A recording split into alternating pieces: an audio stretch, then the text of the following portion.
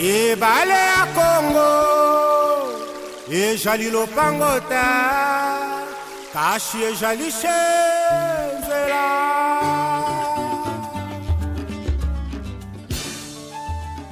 Bonjour à tous les téléspectateurs de Molière TV Canal+.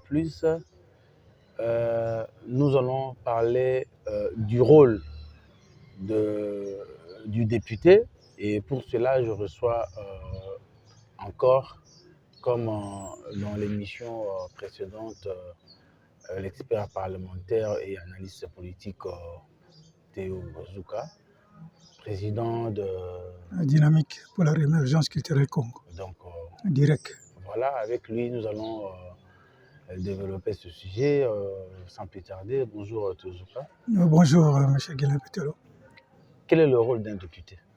Le rôle d'un député. Un député, c'est qui en fait? Le rôle d'un député, merci pour la question. En fait, le député a 3 missions. Il est élu pour exercer 3 missions essentielles. La première mission, c'est la mission de représentativité, c'est-à-dire représenter la population, porter les desiderata de la population auprès de tous les services de l'État. Deuxième mission, c'est la mission de contrôle, contrôler l'exécutif. Et troisième mission, c'est celle de légiférer, donc de faire des lois provinciales, donc les édits, des lois pour les députés nationaux et des édits pour les députés provinciaux. Voilà. Alors, d'où est venu le vocable honorable collé aux députés? Bon, honorable, quand vous allez dans les dictionnaires des synonymes, je crois, en fait, c'est une élévation à une certaine dignité. Parce que parmi, aujourd'hui, nous trouvons parfois, nous nous trouvons devant 1000 candidats, députés, mais 31 sont élus. Dans le cas du Congo central, par exemple, 31 députés. Donc, ils sont élevés, on les a honorés à une certaine dignité. On suppose qu'ils sont honorables aussi dans leurs attitudes et ils doivent mériter cette honorabilité dans leur comportement. Donc, c'est une élévation. Comme notable un peu. Ce sont des notables, mais ici, dans la fonction de l'État. Parce que notable, je vois sur les réseaux sociaux, tout le monde est notable. J'ai vu mon jeune frère Yannick Kingengo, qui s'appelle notable. Je le cherche pour lui poser la question directement. Peut-être qu'il a été intronisé à Kazangoulou. Mais notable, dans le dictionnaire des synonymes, c'est-à-dire une personnalité qui est remarquée, ou qui a mené des actions de manière particulière. On peut s'illustrer de plusieurs manières. Un notable dans la conduite des initiatives villageoises, des initiatives rurales, dans la conciliation des points de vue. On a fait des routes, on a fait des élevages, on a créé des emplois dans un territoire donné. Donc on est notable, on a fait preuve de sagesse, c'est ça la notabilité. Donc un peu pareil pour les députés, mais là, ça ne concerne pas directement le vécu quotidien dans la société, mais au niveau de l'État, ils font la représentativité, dans la représentation de la population, et ils rédigent des lois, donc des édits, et ils font le contrôle parlementaire, ils exercent le contrôle des avoirs de l'État, du fonctionnement de l'État. Alors, au regard de l'esprit de cupidité, ça on doit se le dire, les députés entre eux d'ailleurs s'accusent mutuellement de corruption. Au regard de cet esprit de cupidité qui anime nos députés, méritait-il vraiment l'appellation honorable? Bon, là, je vois que c'est une question de point de vue personnel, parce que honorable, ça ne doit pas rester seulement un titre. Ça ne doit pas rester un titre pour amener les gens à se courber, à faire des courbettes, non. Si quelqu'un ne se respecte pas, comme tu venais de le dire là, j'ai suivi les audios, 2 audios ou 3 audios entre 2 députés s'insultant. Il y a une députée qui est médecin et l'autre qui est avocat, je crois. La députée Madé, Madé. Et le député Edouard. Edouard, oui, Edouard. Bon, j'ai trouvé ça exécrable, hein, conspuable, donc regrettable, bizarre, hein, et même bizarroïde. Donc, quand les gens se comportent comme ça, je crois qu'ils ne s'honorent pas, ils n'honorent pas la fonction de député, ils ne méritent pas d'être appelés honorables. Parce qu'honorable, bon, ce n'est pas un titre, et puis on n'est pas obligé de l'appeler comme ça. Vous n'êtes pas obligé. Donc, c'est comme quand on dit « Excellence, monsieur le gouverneur ». Je ne sais pas. Moi, toutes les fois où je devais préparer du courrier pour le gouverneur, Kimbuta, on ne l'appelait pas Excellence, c'est monsieur le gouverneur. Vous l'appelez monsieur le gouverneur. Excellence, monsieur le ministre, Excellence, monseigneur, Excellence. Donc, nous aimons bien bomber les torses avec les titres, mais le respect se mérite. Le respect se mérite. En ce qui concerne les députés, Kitabak Saoketi une foule. Parce que même à Kinshasa, ils sont piètres. À Kinshasa, ils sont piètres, les députés. Quand je compare avec l'époque où Roger Nsing était président de l'Assemblée, je trouve qu'il y a vraiment un grand écart de niveau, que ce soit au plan d'éthique, hein, que ce soit au plan de l'expertise. Donc, les députés sont devenus de plus en plus piètres parce que moi, c'est pourquoi je me dis, moi, vraiment, je ne suis pas tenté, hein, pour concourir aux élections. Parce que les gens vont là-bas pour régler des problèmes de légumes. Les gens ont faim à cause du chômage, mais j'aurai l'argent que chercher à devenir député seulement pour l'argent. Donc je trouve que c'est trop bas. Vous voyez le niveau de suppléants.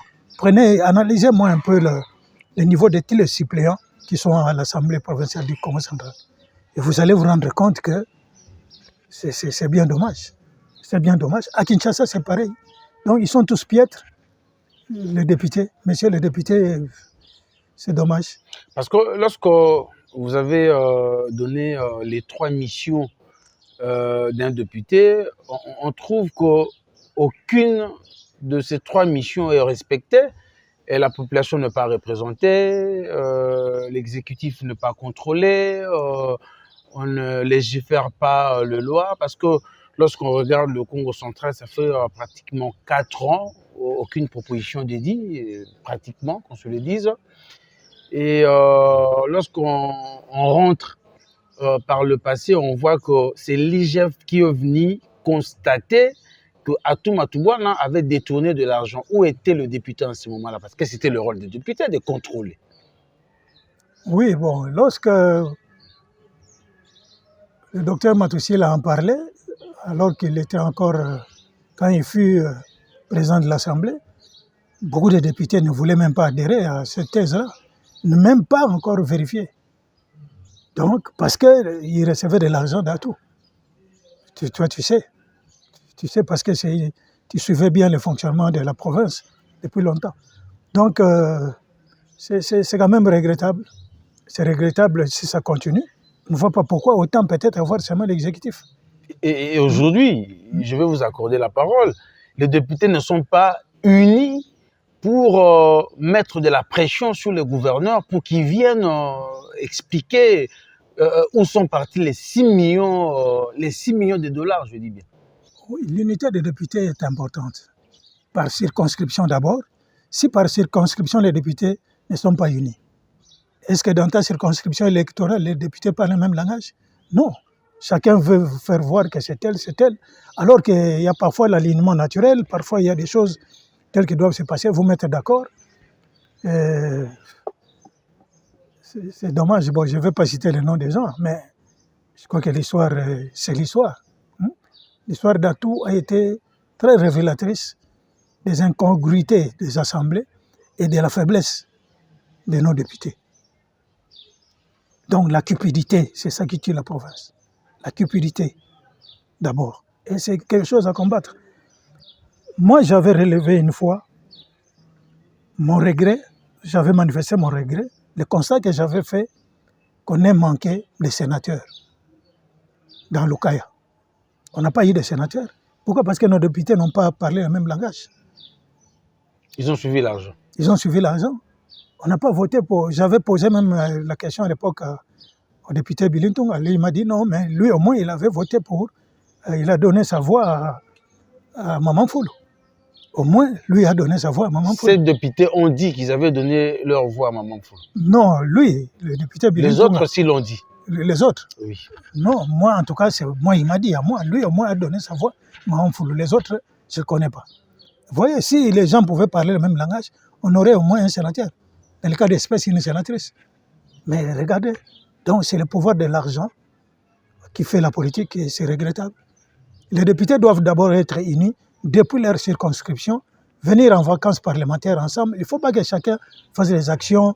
Je comprends, par exemple, le docteur Matosila a créé un hôpital dans son secteur d'origine. Ça, c'est une action privée qui va aider, qui est commerciale à la fois, mais qui va beaucoup aider parce qu'il y a la morgue là-bas.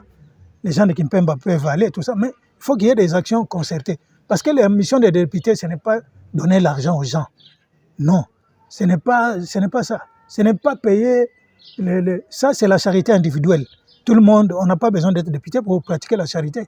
Mais la mission des députés, c'est contrôler l'exécutif, gérer avec, en tant qu'autorité, membre composant de l'autorité budgétaire de l'Assemblée, et se battre pour l'affectation de ces fonds dans des projets initiés au niveau local.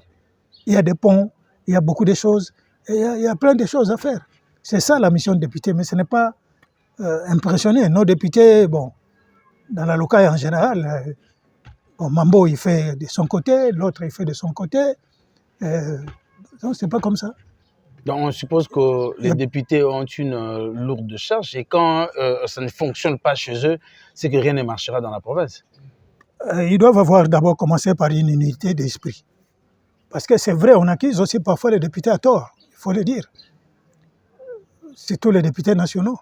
Ce n'est pas leur travail, c'est le travail du gouvernement central. En ce qui concerne les ponts et tout ça, ce n'est pas le travail des députés, mais c'est la faiblesse des députés parce qu'ils ne se battent pas assez pour faire sortir l'argent. Ce n'est pas leur argent. On ne fait pas de ponts avec l'argent personnel. Moi, si je suis candidat, je ne dirai pas à la population, donc vote à Niam si je vais faire ça et ça. Non. Non, c'est un faux discours. Parce que mon salaire, d'abord, ça sera pour ma famille et pour moi-même. Mais si je veux aider quelqu'un que je connais dans mon quartier, un ami, je vais le faire comme on le fait toujours, sans être député. Mais c'est l'argent de l'État. Il faut se battre pour que le problème que je trouve dans ma communauté soit traduit en programme et en projet au sein de l'exécutif qui soit programmé pour être financé. C'est ça le travail du député. Mais ce n'est pas venir réunir les jeunes, acheter les lungouis là, non, c'est pas ça. Et aujourd'hui, la population ne se retrouve pas. Le député court derrière l'argent. La faute, c'est aux députés parce qu'ils ne savent pas ce qu'ils doivent faire ou la faute, c'est le choix de la population. Mais c'est la faute, c'est à la population qui fait un mauvais choix. Donc le casting est mauvais au départ. Parce que lors des campagnes électorales, le discours est toujours alléchant. C'est le corbeau et le renard. Le vote, je vais faire ça, c'est le salabou, en tout cas, bokomona kaka bokomona. Non, bakana la population na salabou lamute, basalaka. Mais fait un discours cohérent. Ok, l'État fonctionne comme ça. Comment? Il faut expliquer. C'est là où les partis politiques ont une responsabilité. Ils ne participent pas à l'éducation de la base. Ils doivent expliquer comment ça fonctionne. Et c'est comme ça que si la population leur renvoie toute la responsabilité, c'est la faute aux partis politiques. Parce que la population n'est pas sensibilisée. Non, la population ne peut rien connaître d'elle-même. La population est ignorante. Elle est ignorante et ne comprend rien. Même ce que je lis dans les réseaux sociaux, tout le monde veut faire la politique sans connaître. Les gens écrivent beaucoup de choses, mais sans connaître comment les choses fonctionnent. Donc les députés profitent de cette ignorance de la population pour se faire une santé financière, pour lui mentir, et donc voilà. Bon, moi, j'aime bien Jean de La Fontaine. Donc, au royaume des aveugles, les borgnes sont rois, non? Donc, c'est ça. C'est ce que les politiciens font. Ils profitent de l'ignorance de la population pour raconter des mensonges. Moi, même quand le président de la République promet des choses, moi, je trouve On ne fait pas des programmes en cascade comme ça. Parce qu'il faut passer au Conseil des ministres et faire une évaluation des moyens dont vous disposez, mais par rapport que ça, est-ce que ça cadre avec le programme? Vous allez promettre une université en Bandaka là-bas, dans la brousse, vous allez créer une université aux normes, aux standards internationaux, et qui n'aura rien à envier à Harvard. Mais Harvard, c'est pas Brazzaville. Non, ça ne va pas. C'est-à-dire, les promesses, ce n'est pas ça. C'est l'action. À l'époque, bon, ça c'est une anecdote. Le président Mobutu arrive dans son coin là, je crois en Bandaka ou tout ça. Il pose la question aux populations. Bon, les gens n'ont pas demandé l'université. Les Bangala qui étaient là, ils ont dit Salabiso Boularima. C'est-à-dire, Salabiso Izine Masanga. Parce que pour eux, c'était un besoin. Mobutu a répondu à ces besoins. Il faut répondre aux besoins de la population. Mais si vous trouvez que ces besoins-là ne cadrent pas avec le développement du coin, il faut expliquer. Et, au Kouéti Lubasa, comme moi, au Kouéti Mbassa, Mbedi, Yingasa Lubasa. Donc, quand vous opposez à une telle demande, vous remplacez par une autre que vous estimez viable. Et alors, qu'est-ce qui manque pour aiguiser la conscience de la population? Il lui manque de leaders politiques? Non, vous, les communicologues, vous avez une part de responsabilité aussi. Donc, vous êtes là, c'est vrai, vous êtes là, les yeux grands ouverts pour voir où est-ce qu'on a détourné, pour en parler, c'est bon. Mais il faut aussi éduquer, passer par l'éducation de la population. Il faut sensibiliser la population. Et je crois que c'est aussi le rôle de la société civile. Elle existe, cette société civile, dans l'Ukaya? C'est ce que je sais, je crois savoir que ça existe. Et elle existe des noms, apparemment. Bon, vous êtes mieux placé de toute façon pour savoir. Moi, je connais, c'est moi les gens qui dirigent la société civile. Vous êtes l'un des notables de Madimba, de la Lukaya? Oui, mais c'est-à-dire que moi, je joue ma partition à distance au gré de mes moyens. Mais je ne suis pas associé directement dans la gestion de ces courants-là, société civile ou notabilité. Je connais Maître Makengo qui est là-bas, je connais Willy Bimponda, je connais le dynamique Gilles, qui est avec Willy Bimponda. Gilles, comment il s'appelle encore là? Gilles Lufoulou. Lufoulou. Il est très dynamique. Bon, même, c'est vrai, malheureusement, je ne le sens pas trop. Je ne sais pas qu'est-ce qui les bloque. Il faut peut-être qu'on aille à leur rescousse pour réveiller la société civile et la notabilité. En fait, parce qu'à l'époque de nos parents, quand je parle de nos parents, ce n'est pas les papas Zouka seulement dans les années 80. Dans les années 70, il y avait les papas Michel Madame, Tata Michel Madame, papa Sébastien Kimpembi, papa Lambert, l'infirmier. C'est eux qui traitaient même le problème qui s'est posé dans les quartiers, en tant que notable. Moi, je ne me rappelle pas avoir vu des gens se battre dans le quartier à l'époque où j'étais enfant, ils vont à la police. Je n'ai jamais vu ça. C'est pourquoi le père Matot avait initié, avait mis sur la table l'initiative d'une structure là. Non, pas Yula Sinda, mais autre chose, pour gérer les choses dans les quartiers. Quand il y a un problème, vous allez voir les notables, vous en parlez. Quand vous allez à la police, c'est toujours l'argent que cette police voit. C'est toujours l'argent que ces tribunaux voient. Mais je crois qu'aujourd'hui, si on peut mettre un rétroviseur sur l'histoire, notre société civile et notre notabilité doivent se réveiller. Aujourd'hui, le phénomène Koulouna commence à prendre de l'ampleur au Congo central en général et dans Madimba et dans Kisantu également. Qu'est-ce qu'il faut pour encadrer ces jeunes-là? Parce que tout ce qui est du Congo, tout ce qui est de la République démocratique du Congo et du Congo central appartiennent à tout le monde. Qu'est-ce qu'il faut, quel genre de politique il faut mener pour pouvoir encadrer ce jeune-là, pour éviter tous ces dérapages-là? Le problème de Koulouna, je pense que c'est un problème très complexe. Mais vous pensez que ce problème a connu une résurgence dans la capitale ici et le Congo central va être épargné. Mais le Congo central, c'est vrai que partout dans les autres provinces on trouve ce phénomène, mais le vrai problème du Congo central, c'est la proximité avec la capitale, avec Kinshasa, où il y a un brassage incroyable de cultures.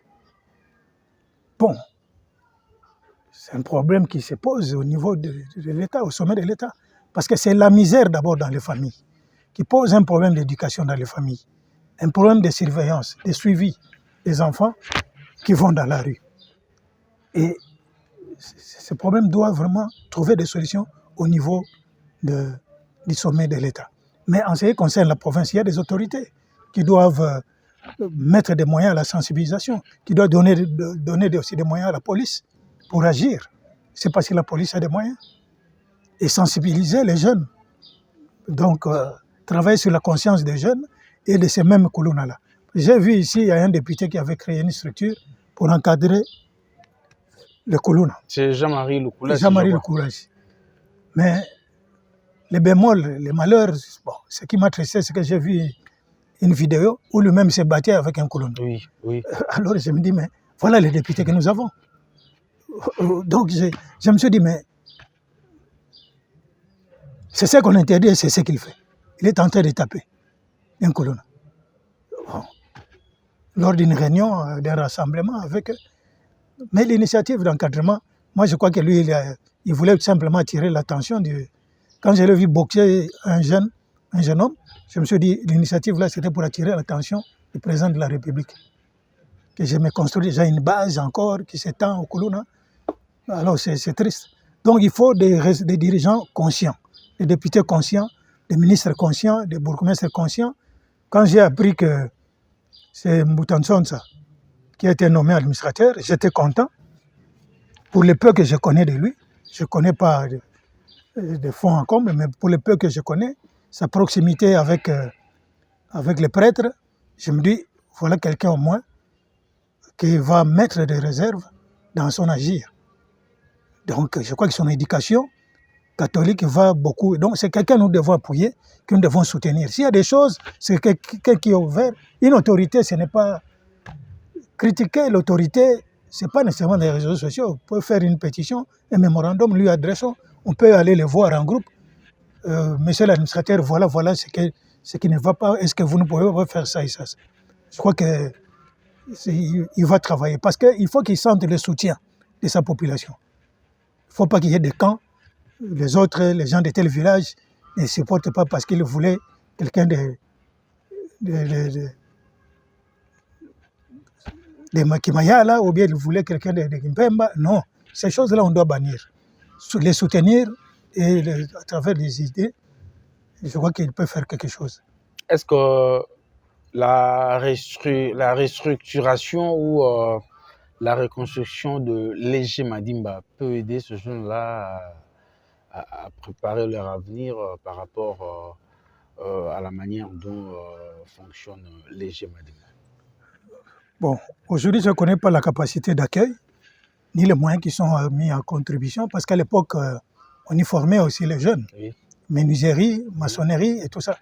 Mais regardez un peu aujourd'hui l'impact de la croissance démographique sur toutes les ressources. Donc, en commençant par l'emploi, quelle est la capacité de Léger Madimba par rapport au nombre de jeunes que nous avons en divagation? Donc, il faut multiplier ces genres d'initiatives. L'État, là, le président de la République, il a promis de créer des millionnaires qui viennent aussi créer dans Madimba. Les jeunes qui font comme mon petit ici, qui était candidat député là, le commerçant, comment il s'appelle encore? Pas Bodika est décédé. L'autre... Cacharel Matondo. C'est un petit que je trouve bouillant. Que le président lui donne même un crédit de 2 millions. Il va développer des initiatives. On dit on vous donne un crédit. Bon, mais il faut réaliser entre autres sur les bénéfices telle initiative. Il peut encadrer des jeunes. Donc nous avons besoin aussi qu'on ait des millionnaires, des gens qui sont sur le terrain, pas des politiciens. Alors une dernière préoccupation, parce que nous tendons vers la fin de cette émission. Lorsque le ministre de l'ESU, Moïndo, je ne sais pas s'il a été reconduit, prend une décision il dit, n'a le droit d'accéder à la faculté de médecine que celui qui a obtenu 70%. S'il a fait autre option que la biochimie. Sinon, si un candidat a fait l'option biochimie, même s'il n'a pas obtenu 50%, en dessous de 70%, il peut faire un test. Mais celui qui a fait autre chose que l'option biochimie n'a le droit d'obtenir que 70% pour avoir l'accès à la faculté de médecine. N'est-ce pas qu'on a brisé le rêve de beaucoup de candidats, de beaucoup d'enfants? Bon, Moïno Nzangi, je ne connais pas son cursus à lui. Je ne sais pas lui-même, il a terminé avec combien, quel pourcentage. Hein, je ne sais pas, il faut lui poser, non? Tu n'as pas son numéro. Il faut lui demander, lui-même, il a terminé avec quel pourcentage. Mais par expérience, la plupart de mes amis, mes anciens collègues, condisciples, d'Mbazabouma, ceux qui ont terminé en littéraire, là, beaucoup sont des grands médecins. Ici à Kinshasa, en Europe, ils sont parmi les grands. Pour avoir obtenu 70%, ou certains ont obtenu moins de 70%? Non, ils ont fait la section littéraire, même avec 60%, même avec 59%. Mais ils sont allés à l'université aujourd'hui, ils sont brillants. Ils sont des brillants. Donc, dans tous les domaines de la médecine, les chirurgiens, ils sont dans tout. Donc, c'est sur fait un moyen de mettre... Bon, je ne sais même pas quelle est cette émotion. Il faut analyser, oui. C'est une émotion. Donc, il avait besoin de laisser, pour lui, c'est laisser des traces, mais je crois que même à l'époque du Marshall où il y avait le système de quotas, ça ne se passait pas comme ça. C'est plus que ce système-là de quotas. Non, ça c'est... Bon, je ne veux pas utiliser le terme discrimination qui est devenu parfois mal utilisé, mais je crois que c'est une bêtise. Alors, qu'est-ce qu'il faut faire? Il faut que le député en parle. Qu'est-ce qu'il faut faire? Il faut que le parent réagisse, marche. La population aussi ignore qu'elle peut se constitutionner pétitionnaire. Il faut agir dans le cadre d'une pétition. Mais les députés qui sont là, les députés aussi doivent agir. Parce que c'est la mission de représentativité. Dès lors que la population s'en plaint, les députés doivent porter, comme Nsingi Pouloulou a porté la loi Tchani, qui est de Tchani. Tu l'aimes beaucoup, Qui ça? Qui ça? Nsingi? Non, c'est mon jeune frère, mais je n'apprécie pas sa façon d'agir n'est pas celle de Mukongo. Je ne sens pas, lui, le réflexe d'un vrai Mukongo.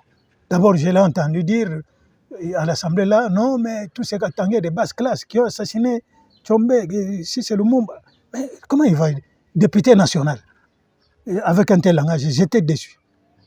Je reconnais que c'est un garçon intelligent, brillant, enfin, il a la verve facile, parce que, comme je disais, le diplôme, ce n'est pas l'intelligence. Le diplôme, c'est une présomption de connaissances. On suppose que dans ces domaines, tu as des connaissances. Mais en réalité, donc, je crois qu'il avait un aura, mais qu'il a terni, de mon point de vue, avec cette loi d'abord que je n'approuve pas. Je n'approuve pas cette loi. On a beaucoup d'autres choses à faire qu'une loi Tchani. Ça n'a rien à voir. Donc, au sujet de l'accès à l'université... Maintenant, lui, les Mokongo, tous les Katangais là qu'il a insultés, ils vont dire quoi? Le Bakongo insulte les Katangais. Mais ça n'a pas de sens. Nous, là, nous avons imposé aux Katanga. Donc, il ne faut pas venir raconter des histoires. Donc, voilà. Donc, le parent et les députés, sinon le parent par l'entremise de députés devait réagir normalement. Les députés eux-mêmes ne doivent pas attendre, mais ils entendent. Parce que ça s'est brisé le rêve de beaucoup d'enfants. Oui, c'est brisé le rêve de beaucoup d'enfants qui sont brillants, qui sont des génies. Parce que les génies s'expriment à un moment donné. Oui. Les génies s'expriment. C'est comme un volcan qui se réveille, les génies, c'est ça. Donc vous ne pouvez pas dire à un enfant, non, tu n'as pas le droit d'emprunter tel schéma, parce que non. Il faut le laisser partir. S'il échoue, dans ces cas, donc... oui, c'est à lui de se confronter aux réalités que lui choisit d'affronter. Mais moi, je crois que c'est une affaire de... Comme c'est un ministre qui a pris l'arrêté, c'est aux députés de pouvoir s'élever contre ça. Merci beaucoup. Voilà, c'est la fin de cette émission. où j'ai reçu Théo Zouka, expert parlementaire, analyste politique, président d'une dynamique, voilà. Congo. La Dynamique pour la réémergence culturelle Congo. Voilà. Et merci de nous avoir suivis. Derrière les caméras, nous avons la technicité de notre jeune frère Jonathan Vunga. Et merci, à nous revoir au prochain numéro.